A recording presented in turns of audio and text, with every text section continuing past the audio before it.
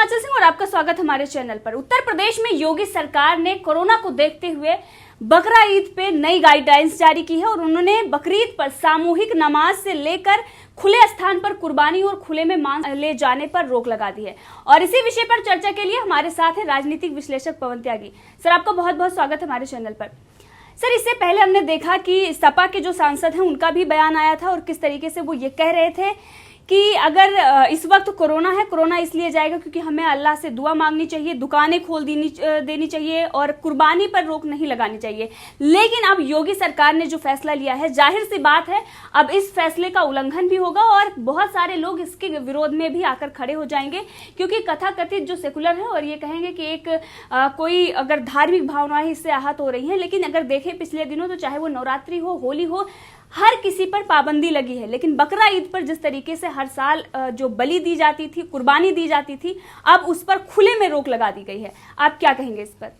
देखिए, समाजवादी पार्टी के लीडर जिस तरह की बातें कर रहे हैं कि ये कोरोना जो है ये अल्लाह का एक कहर है दिया हुआ, ये सज़ा है और इसमें जितनी कुर्बानी दी जाएगी उतना और आराम आएगा, ये उसी तरह से बेवकूफ़ टाइप के लोग हैं जो लोग जैसे सूर्य ग्रहण के टाइम में भी कह रहे थे कुछ लोग कि सूर्य ग्रहण पड़ रहा है तो उससे कीटाणु मर जाएंगे और कोरोना खत्म हो जाएगा।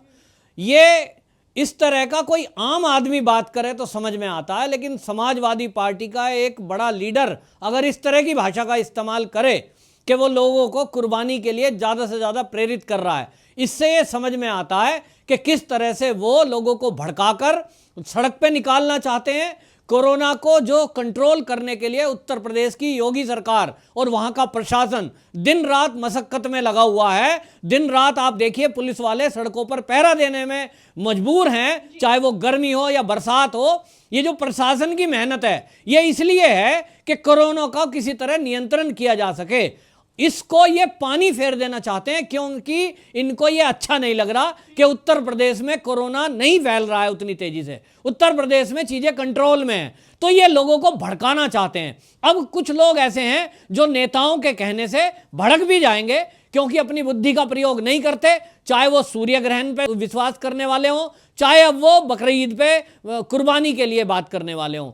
तो आप देखिए इस तरह की बातें कर रहे हैं। ये शासन को पहले से अंदेशा है कि कुछ लोग उत्तर प्रदेश के माहौल को खराब करने की कोशिश कर सकते हैं, जैसा कि हमने पिछले दिनों देखा है कि जब योगी सरकार आई थी और बीजेपी केंद्र में आई थी, कैसा रोज आए दिन देखिए गौ मांस गाय को लेकर के आए दिन इस तरह की घटनाएं हो रही थी, देश का माहौल खराब किया जा रहा था। योगी सरकार आप देखते हैं पहले से ही प्रोएक्टिव है, वो कोई काम होने वाला हो, अंदेशा हो, उस पर पहले ही एक्शन ले लेती है। इसी कड़ी में योगी जी ने वो जो सख्त आदेश दिए हैं कि जितने भी थाना अध्यक्ष हैं अपने अपने एरिया में वो लोगों को गाइड करेंगे कि कोरोना का टाइम है, सोशल डिस्टेंसिंग का पालन करें, आप बाजार में निकलिए, बाजार टाइम से खुल रहे हैं, उनका टाइमिंग तय है, लेकिन उस टाइमिंग में सोशल डिस्टेंसिंग का पालन रखिए। रही बात कुर्बानी की, कुछ लोग बात करते हैं हर बार हम ये बातें सुनते हैं टीवी डिबेट्स में, बकर ईद जो मतलब अपनी कुर्बानी देना है, अपनी बुराइयों को त्यागना है। बकर ईद,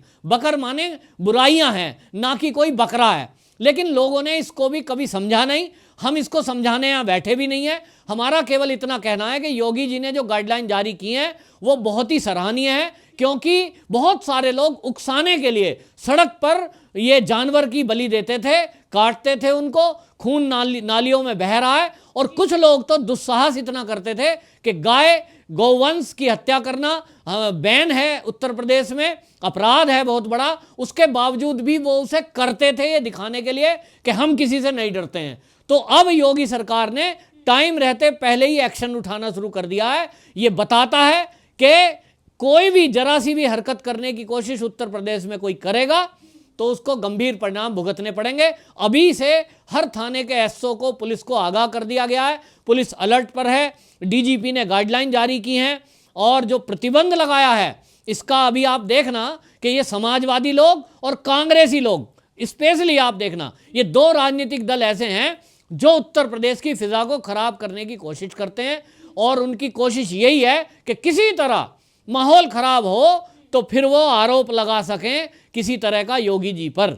लेकिन योगी जी भी इस बात को समझते हैं कि गिद्ध की तरह कुछ विपक्षी दल, वो लाशों की राजनीति करने वाले लोग हैं, वो देखते हैं कि लोग कब मरें, कब लड़ाई हो, कब झगड़ा हो, तो हम अपनी राजनीतिक गोटियां सेकें। इसलिए योगी जी ने ये पहले एडवांस में एक्शन लिया है, बहुत अच्छा कदम है।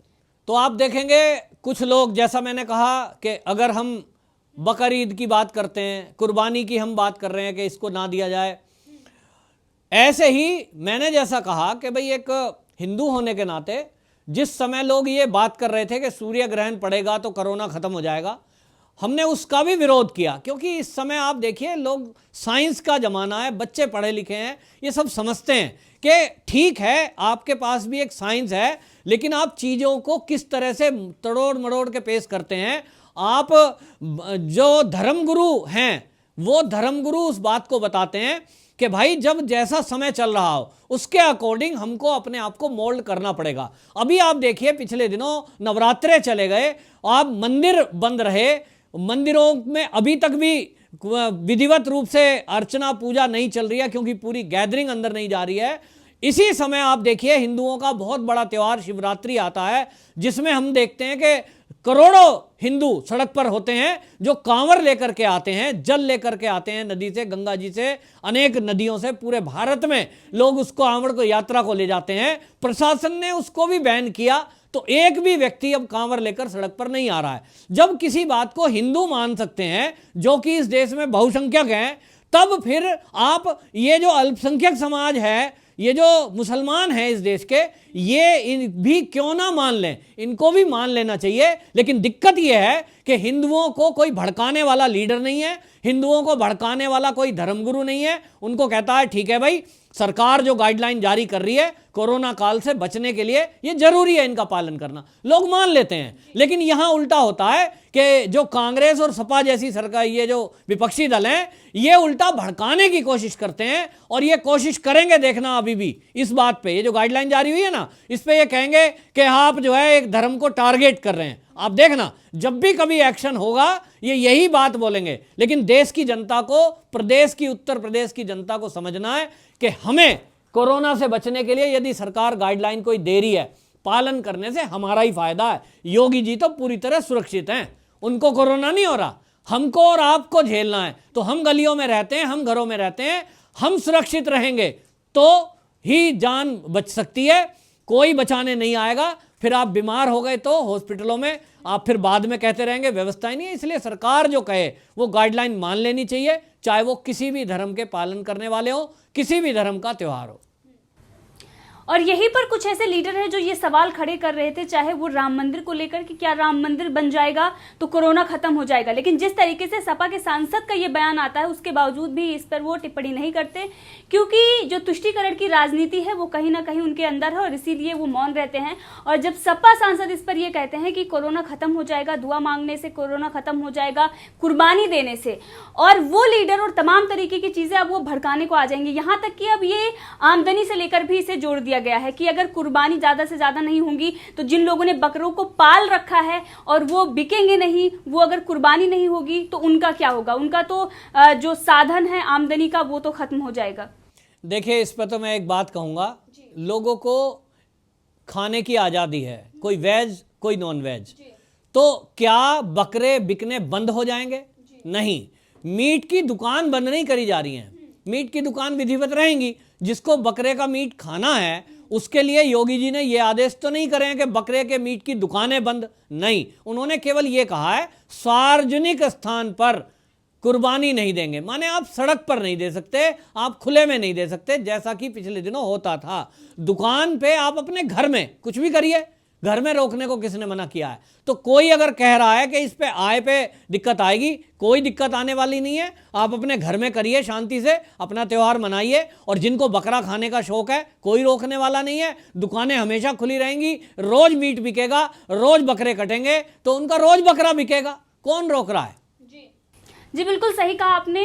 होली हो या नवरात्रि हो, तमाम ऐसे त्योहार आए जिस पर गाइडलाइंस का पालन किया गया, लेकिन जिस तरीके से हमने ईद पर देखा कि जो लोग बाहर आए, यहाँ तक कि कुछ लोगों ने पालन भी किया, लेकिन उस वक्त भी हमने देखा कि तमाम ऐसे राज्यों में तस्वीरें सामने आ रही थी जहां पर लोग पालन नहीं कर रहे थे जो गाइडलाइंस दी गई हैं। लेकिन इस वक्त जिस तरीके से योगी सरकार ने यह फैसला लिया है, बाकी राज्यों को भी ये फैसला लेना चाहिए, क्योंकि कोरोना वायरस अभी खत्म नहीं हुआ है और जिस तरीके के आंकड़े बढ़ रहे हैं इस वक्त, हमें अपनी ही देखभाल की जरूरत है और इसमें किसी और का नहीं जाएगा कुछ। जैसे कि आपने कहा कि योगी सरकार या कोई भी सरकार फैसला ले रही है तो ये हमारे ही भलाई के लिए ले रही है। और वहीं पर जिस तरीके से बीजेपी के नेता ने कहा कि जो गाइडलाइंस है उसका पालन करना चाहिए, लेकिन तमाम वो नेता हैं जो इसका विरोध कर रहे हैं और इसके उल्लंघन के लिए लोगों को उकसा रहे हैं, तो ये चीजें गलत हैं। जी, असल में क्या है कि ये आंकड़े सरकारी हैं कि वो बताते हैं कि जो हमारे देश का अल्पसंख्यक समाज है, यानी जो मुसलमान हैं, उसमें शिक्षा का दर सबसे कम है, केवल 3-4% है। और इसके कारण, अशिक्षा के कारण, ये जो विपक्षी दल हैं, चाहे वो सपा हो चाहे वो कांग्रेस हो, ये हमेशा कहाँ अपनी दाल गला लेते हैं, उनको बहका लेते हैं, क्योंकि वहाँ शिक्षित लोग नहीं हैं। जो शिक्षा वाला वर्ग है वो कभी भी इस तरह की बात नहीं करता। जो शिक्षित वर्ग है वो हमेशा अपना भी भला देखता है, दूसरों का भी भला देखता है। तो मेरा आपके चैनल के माध्यम से सबको कहना है, किसी के बहकाए में ना आए और जो सरकार कह रही है उसका पालन करें, वो कोई भी हो। जी बिल्कुल। और तमाम वो जो ऑर्गेनाइजेशन है, जिस तरीके से वो कहते हैं कि इस वक्त जो रक्षाबंधन आ रहा है उस पर हमें गाय को बचाना है, यानी कि चमड़े, एक तरीके से ये दिखा रहे हैं कि कोई भी चमड़ा की वस्तु नहीं लेनी है, तमाम तरीके के। लेकिन जब बकरा ईद पर जो कुर्बानी दी जाती है उस पर वो मौन हो जाते हैं। एक तरीके से सेलेक्टिव जो चीज़ें वो सामने लेके आते हैं, उनको भी ये अपील करनी चाहिए जनता से कि वो इस गाइडलाइंस को माने और सेलेक्टिव ना होकर सबको देखकर और सबकी भलाई के बारे में सोचें। सर, आपका बहुत बहुत धन्यवाद हमसे जुड़ने के लिए।